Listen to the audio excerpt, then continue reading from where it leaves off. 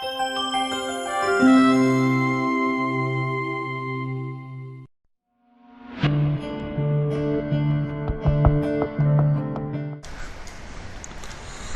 let's have a look at this question. Points PQ on the sides of ABCD of rectangle ABCD, AB and DC of rectangle such that APCQ is a numbers. If AB is 32, BC is 24, what is PQ? Now typically when it comes to a question of geometry, I will end up making a figure. And let me make a rough figure to begin with. Later on if required, we can always make an exact figure. Okay. So this is 32, this is 24. And it says A, B, C, D, right? 24. Now it says P and Q are sides such that APCQ is a rhombus. So P is on AB. Okay, so P is on AB. P is somewhere here. And Q is on DC. Okay, Q is on DC. So if it has to be a rhombus, it will be something like this. Okay. This will be P and this will be Q. Such that this is a rhombus. All four sides should be equal. Now what is my starting point going to be? I'll say what is the diagonal going to be? What is the length of the diagonal? The length of the diagonal will be, okay, 24 square plus 32 square might be a bit of a challenge for many of us. But let's look at this way. 3, 4, 5 is a right angle triangle, ABC. So if 3, 4, 5 is a right angle triangle, 3 into 8, 24, 4 into 8, 32, 5 into 8, 40 is also a right angle triangle, right? So 3, 4, 5, these are multiples, so I can straight away say this is 40. Or I can say the length of PQ. Remember, PQ is going to be the shorter diagonal. PQ has to be less than 40. That means this choice goes away completely. Secondly, look at this. AD is 24. So can I not say AQ and PQ, both of them will be more than 24? So my answer has to be greater than 24. Answer has to be greater than 24, less than 40, only one choice fits the bill. Okay? So that's the simplest way of doing this question. The choices are very convenient out here. Now let's look at this question again. Okay? When I'm looking at this question again, let me say the choices were a little more difficult. What would I do? I'll draw the figure correctly. Again, what is this ratio? This is 3:4. Use your rough sheet. Let's say 1, 2, 3, 4. Okay, this is, and if this is 1, this will be 1, 2, okay, 3. So this becomes 3:4 ratio. So all I am doing is drawing the figure in the ratio of 3:4. This is 24, this is 32. Okay, now if I make this also like this, so this is 8, 816, 824, 832. The same thing would happen here also. Okay. So what does it mean? Let me change the color of the pen to explain it slightly better. Yeah. So this means this is 24. This is 24. This will be slightly more than 24. This will be again 24 and this will be more than 24. So this is not a rhombus, but it is close to being a rhombus and almost the same. You can even look at it further and you can find this value also. But if I'm looking at the rhombus, I want this side and this side to be the same. Okay. Can you look at your Pythagorean triplets? Something which I've always insisted you should know about your Pythagorean triplets. Okay. Let me see if you remember your Pythagorean triplets with respect to 25. If you look at the Pythagorean triplet with respect to 25, what do you have with you? Okay. It is 24.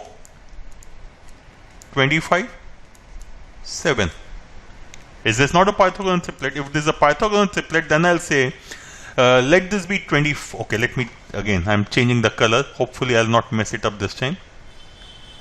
Yes, let me take the green color. That means I'll call this 25, call this 7, and then this becomes 25. This is a Pythagorean triplet. So if you remember your Pythagorean triplets, you can easily do it very fast. Okay. Another thing is, even if you don't remember your Pythagorean triplet, can you not calculate approximately what is this going to be? Okay. And you will again say that these are going to be more than 20 and more than 24. Okay. So multiple ways of doing this question. You can pick and choose which one to go for, completely based on the options available. With the given options, it was easy to say my answer should be less than 40 and more than 24. One choice remains. However, if the choices were closer, I would have gone for the Pythagorean triplets 24, 25. Because this is 24, I will straight away start thinking about which Pythagorean triplets I have. 24, 25, 7. This is 7. This becomes 25. And now you can calculate this whichever way you want. Okay, so that takes care of this simple question of geometry. 4 similar taps when opened simultaneously can fill an empty tank in 20 hours. If when the tank is empty, one tap is kept open for 2 hours, 2 taps kept open for 8 hours, 3 for 6 hours, 4 for 8 hours, what percentage of tank will remain empty? Now this is a very simple question. I'm sure most of you will be able to do it. You will assume the volume of a tank and do your calculation, which is perfectly fine. But please notice what is the question asking for. The question asking for is what percentage of tank will remain empty. So I want percentage. So let me work directly in percentage terms. If 4 taps together and which are similar can fill an empty tank in 80 hours, that means each tap will fill the tank in 80 hours. Or can I say each tank will pull 1 by 8 is 12.5%, so 1 by 80, 1.25%. Each tap will fill up 1.25% of the tank per hour. Right? Now let's go step by step. When the tank is open, 1 tap for 2 hours. So taps, hours. And what will be the percentage filling? 1 tap for 2 hours means 2 into 1.25. Okay, or 2.5% of the tank will get filled up because of this 1 tap for 2 hours. 2 taps for 8 hours each. 2 taps for 8 hours. So what does that mean? 8 into 1.25. This will be 2 taps, 8 hours into 1.25% per hour. So 10 into 2, 20%. So let me write 2.5% here also. Okay. Third case is 3 taps kept for 6 hours. 3 taps for 6 hours is going to be 3 into 6 into 1.25. Remember it is 1.25% per hour.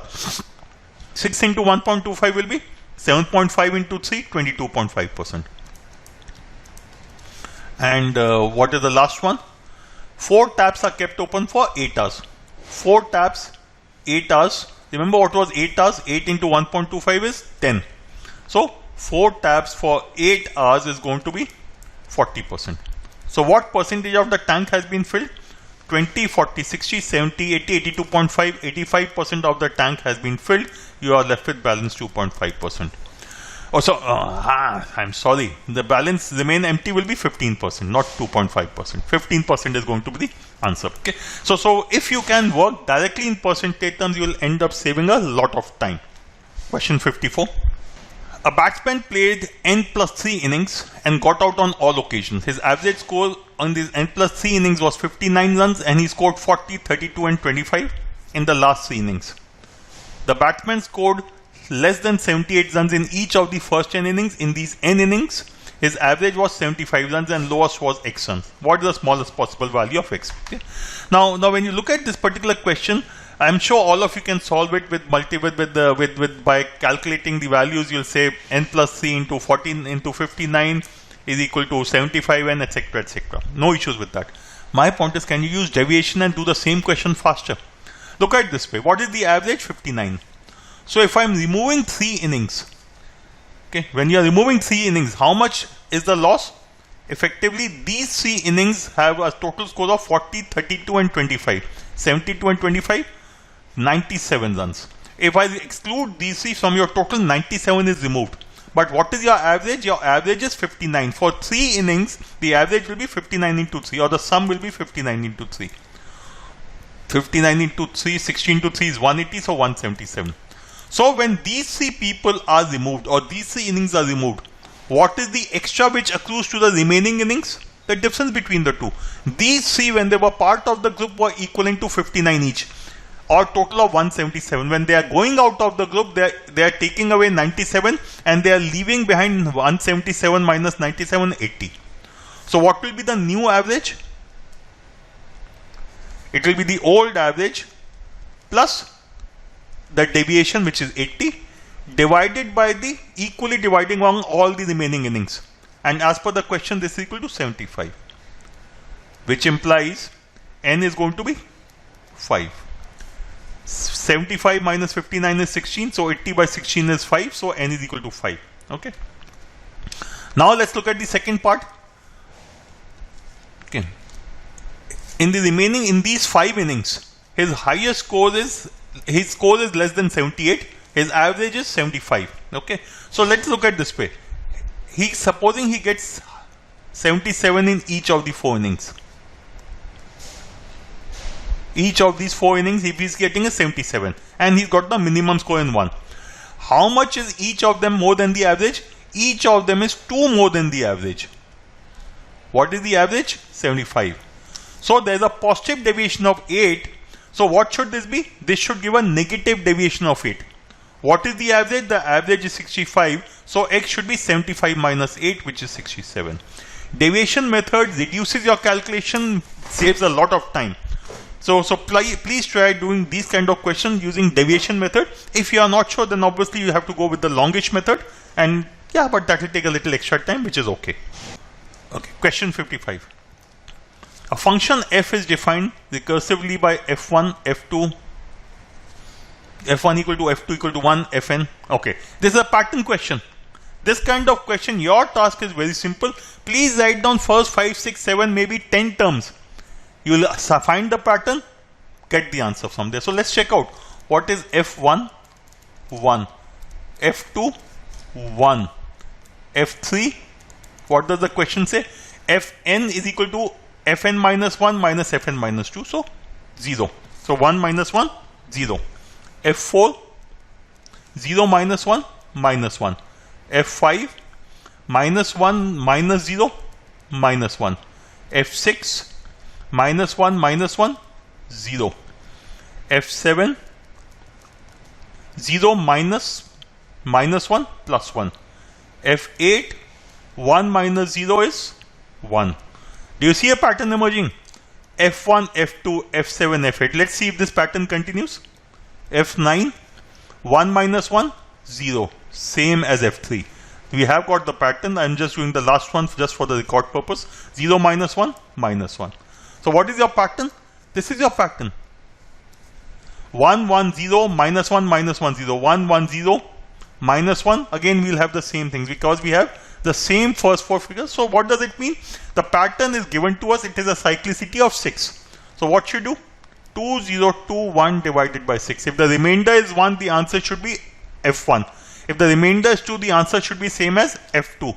Remainder is 3, answer should be same as f6. If remainder is 0, the answer should be the same as the remainder on f6. Okay, or as the value on f6, sorry. So what does it become? 6 3s are 18, 22, 6 3s are 18, 41. 41 means 6 6 are 36, remainder of 5. If the remainder is 5, the answer should be the same as that of f5. The answer is going to be minus 1.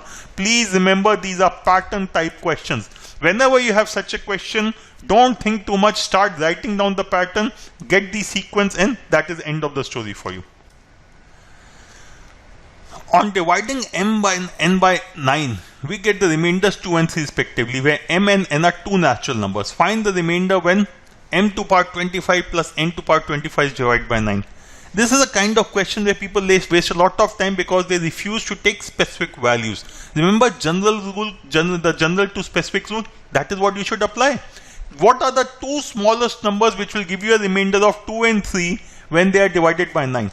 I will take m to be equal to 2 and n equal to 3.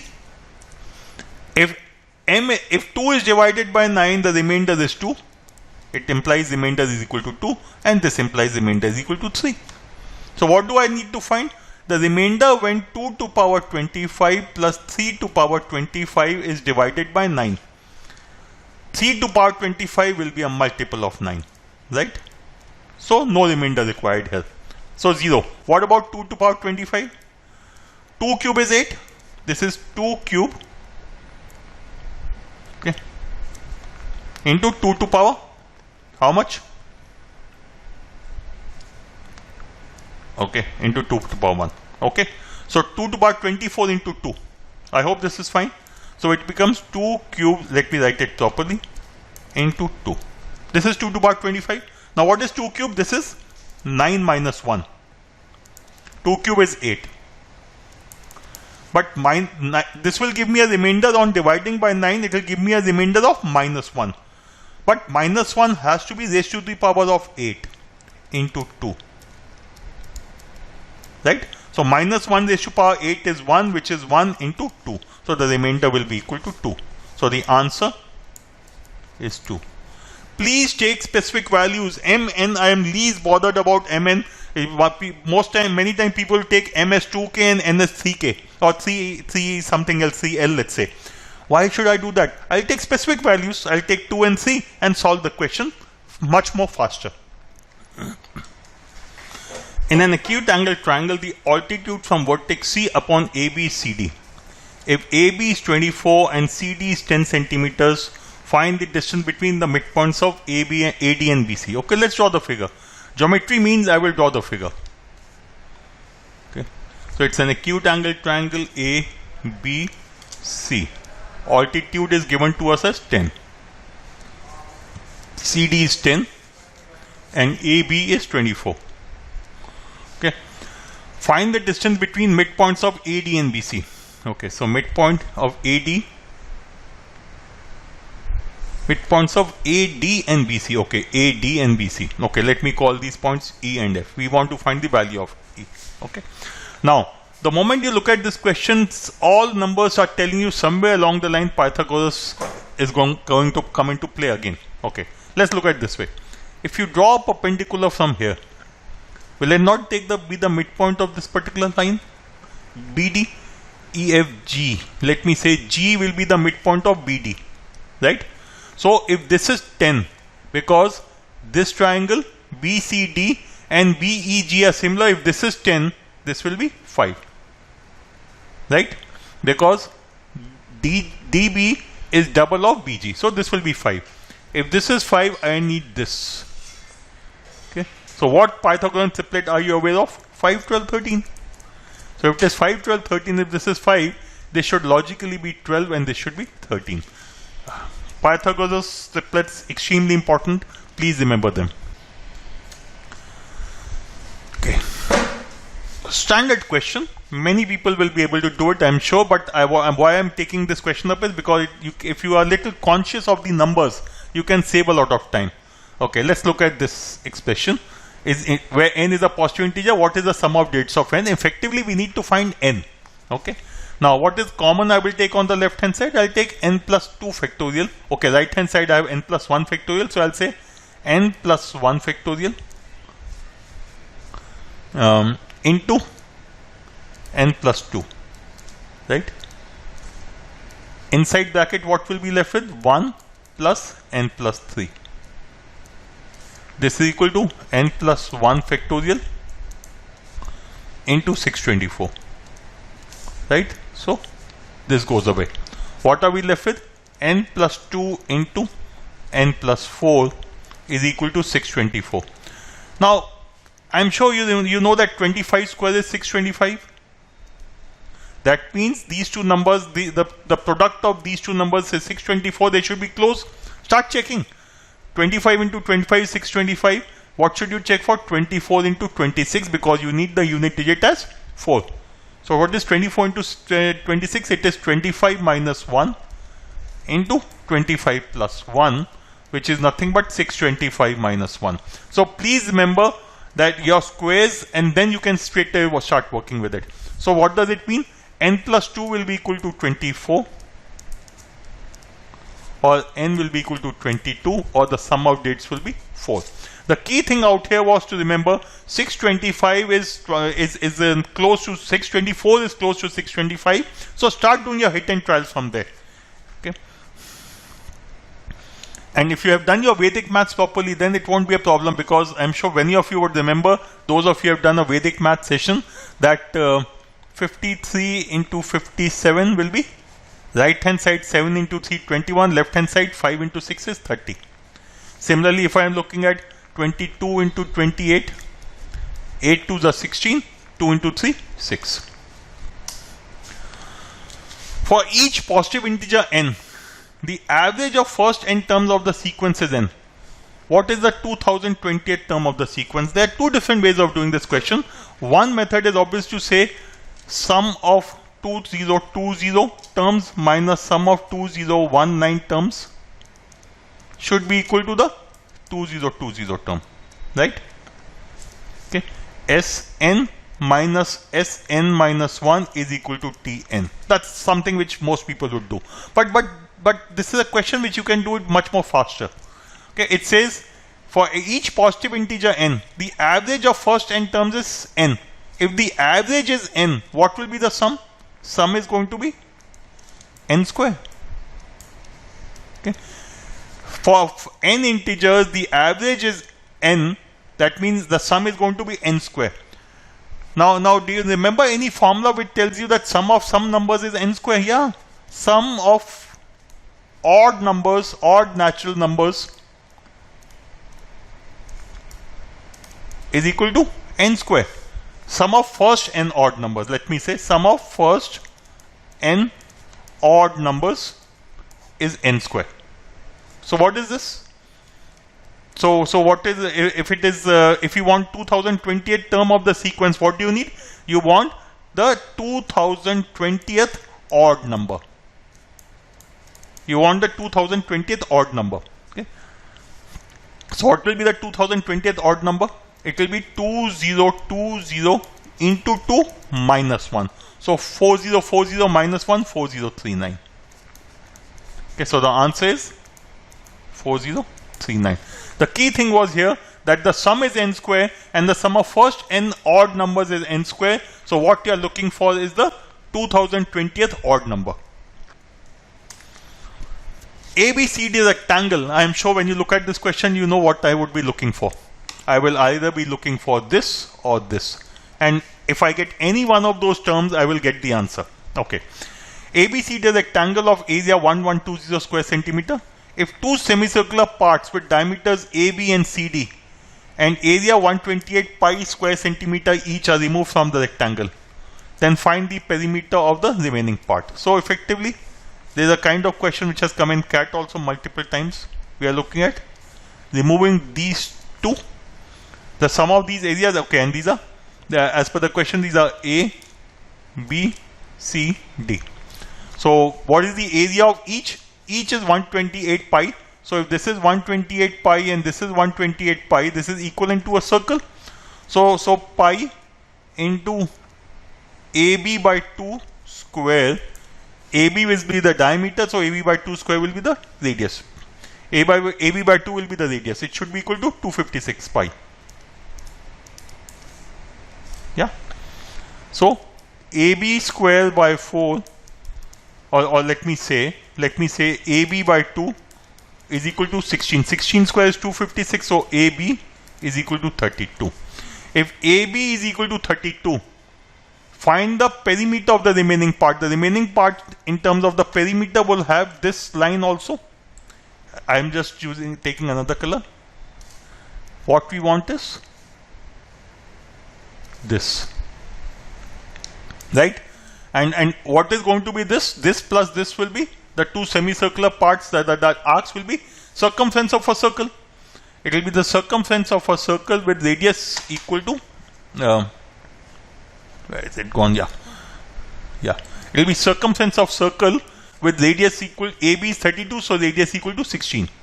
Okay. So what are we looking for? 2 pi r. R is 16, so 2 pi into 16 or 32 pi. So my answer should contain a 32 pi. Only choice 1 has it, so that should be the answer. Don't worry about the rest of this stuff. If you are going to do 1120 divided by 32 and then find this, you are going to be wasting your time. A rectangular grid has an area 2021 centimeter square. The grid lines divide the rectangle into 2021 identical squares. Okay. There's a piece of jaggery at the center of the rectangle. If the ant, which is at one of the vertices, can travel only along the grid line, then cannot enter any of the squares except the centerpiece. Has to reach the piece of jaggery with the shortest distance. What would he or she need to travel? Okay. First thing, look at it this way. It is kept at the center. These are going to be squares, and there's going to be a center square. And there the ant will come like this, and then go like this diagonally. So if it is going to go diagonally, what will that diagonals be? Okay, so that is going to be a square. Let me just erase this. It has not come out properly. Okay, yeah, the center square will be 1 by 1. So what will be the diagonal? Root 2. But the square, the jaggedy piece will be at the middle, in the middle. So root 2 is 1.4. So this distance is going to be 0.7. So your answer has to have all that thing plus 0.7, because everything else is going to be an integer. Each of these squares is an integer. So he's going to go by the grid line. So my answer cannot be 9144. It cannot be this. It has to be either 44.7 or 46.7. Now we need to check out which of the two should be the answer. But what is clear is that choice 1 and choice 3 are wrong. Your answer should be either 2 or 4. Now let's look at this 2021. Again, do you remember perfect square close to 2021? Numbers ending at 5, the square is easy to handle. 45 square is 2025. 5 square on the right hand side, 4 into 5 on the left hand side. What does that mean? 2021, it is going to be 43 into 47. 7 into 3, 21. 4 into 5, 20. What does that mean? That means in one direction, one dimension is 43, the other is 47. Okay. Now let me look at the middle column. There are 47 out here, and again there's a middle column out here, middle row out here. So this is where the cheese is. Now how many will be here? So these are going to be 23, 1 and 23. Similarly, this is going to be 1, 22, sorry, not 22, 21 and 21. So what will he do? The ant will go 21 down and 23 across. So 21 plus 23 is 44 plus 0.7. So 44.7 should be the answer. Okay, two equal circles S1, S2 of diameter 6 centimeters are drawn. Okay, touching each other externally as shown in the figure. Another larger circle S3 is drawn enveloping both S1 and S2 with the least possible radius R. Then the two circles S4 and S5 are now drawn in such a way that each one of them touches S1, S2 externally and S3 internally. If the area of region inside S3 which is not common to any of these is k pi, what is the value of k? Okay. Now first thing, this figure is to scale. Such a figure has to be to scale. Okay, and you can look at the figure itself. The two circles S1 and S2 are of the same size, and these are also of the same size. So as far as I am concerned, I'll just go by the dimensions given here, and I'll use my rough sheet. So what should you do? Take your rough sheet, keep it on the screen. This is 6 centimeters and this is 12 centimeters. Please mark 6 and 12 on your sheet. Okay. So this is going to be 3, and this is also going to be a radius of 3 or diameter of 6. So as far as S1 and S2 are concerned, they have a radius of 3 centimeters. Okay. As far as S3 is concerned, it will have a radius of 6 centimeters. Okay. Now what about S4 and S5? Take your rough sheet. This is 6 centimeters. I hope you have measured. Keep your rough sheet like this, and please take an approximate value. Okay. So if this is going to be 6. Okay, this is going to be about 4. I'll just erase that and write again.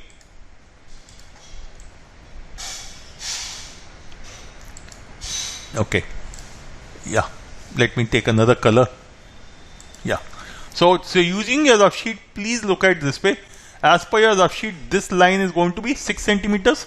This is going to be about 4 centimeters. That means S4 will have a radius of 2, 2, 2, 2. Yeah, absolutely fine. So S4 and S5 have a radius of 2 each.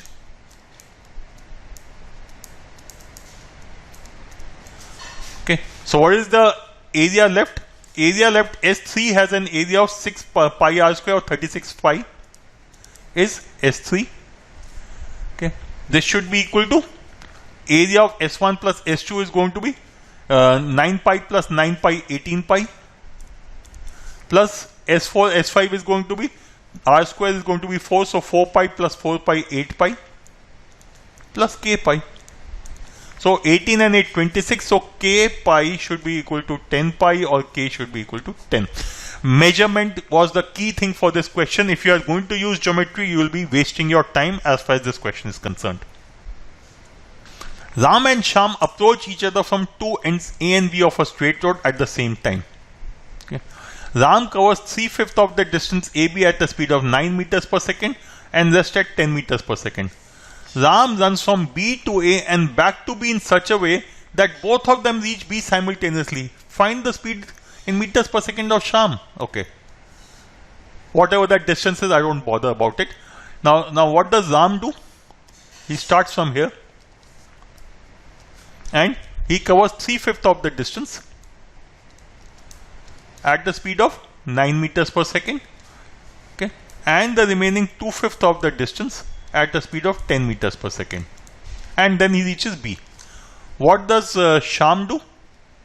He, in the same amount of time, he goes from B to A and comes back to B. So both of them reach B together. So can I not say that speed of Shyam should be twice the speed of Ram? Right? Speed of Shyam has to be double the speed of Ram. Now what is the speed of Ram going to be? It will be between 9 and 10. He's done a greater distance at 9 meters per second. So I can say Ram's speed of Ram is going to be slightly less than 9.5 meters per second.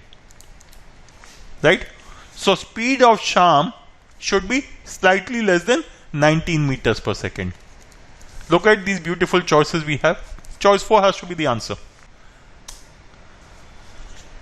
A part of rupees 61,000 is lent out at 7% per annum simple interest. Rest of the amount is lent out at 6% per annum simple interest after 1 year. The ratio of interest after 3 years from the time when the first amount was lent out is 13:10. Find the total interest earned from both the loans. Okay. Now you can do it mathematically. You can find, okay, I'll give you the mathematical method also, but before that, let's look at this question. What do we need to find? We need to find the total interest. And what is the total interest?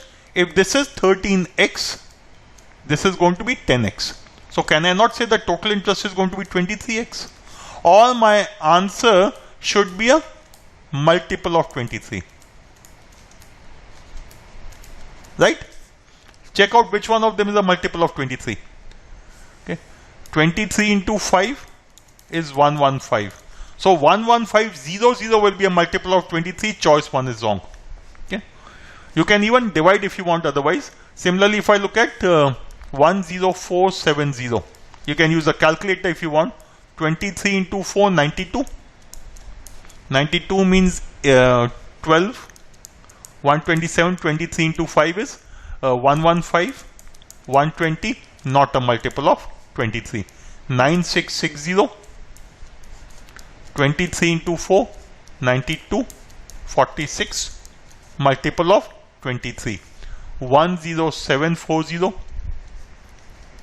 Again, 23 into 4 is 92, 154. 23 into 6 will be 120 plus 18, 138, 58. So 16, 160, not a multiple of 23. Correct answer, choice 3. Okay. When it is given to us that the ratio of the interest earned is 13:10 and you want the total interest, obviously it should be a multiple of 13 and 10. Okay. Now this is the fastest way given the choices. Okay. Now the other mathematical approach, if you want to apply, I'll just talk briefly about that also, because even when you apply the mathematical approach, you can save your time. Part of 61,000 is lent at 7% per annum simple. And let me say X is lent at 7% per annum simple interest. So what is this going to be? 21% of X for 3 years. Ratio of interest after 3 years. So on the first you will get 21% of X as simple interest. And the rest amount is lent out at 6% per annum after 1 year. So if it is after 1 year, you will have only 2 years available to you. So for 2 years, 6% is 12%. Let me say that is Y. This should, as per the question, be equal to 13 by 10. Or this is 3 4s are 12, 3, 7. Or X upon Y will be 52 upon 70, which is 26 upon 35. Right? And what is 26 plus 35? 61. So the amounts are going to be 26,000 at 7% per annum for 3 years and 35,000 at 6% per annum for 2 years. That's what you need to calculate. But the first thing in this question you should have done was, my answer should be a multiple of 23. Okay. In a 500 meter race, J is exactly 60 meters ahead of Zen when he finishes the race. Okay. So in a 500 meter race, what does it mean? That means when J does 500 meters, Zen will do 440 meters. Right? Okay. The next time the race, J starts 60 meters behind Zen. That means he will do 560 meters. Who is at the starting line? Both runners run at the same constant speed as they did in the first race. How many meters ahead? Now, what is this? This is an increase of 12%. So, they should also go up by 12%. 10% is 44. Okay, 10% is 44. And 1% is 4.4, 2% is 8.8. So 44 plus 8, 52.8. Let me say approximately 53. So he would have done 493. So when he's finishing the finishing mark at 500, he'll be approximately 493. The answer should be about 7 meters.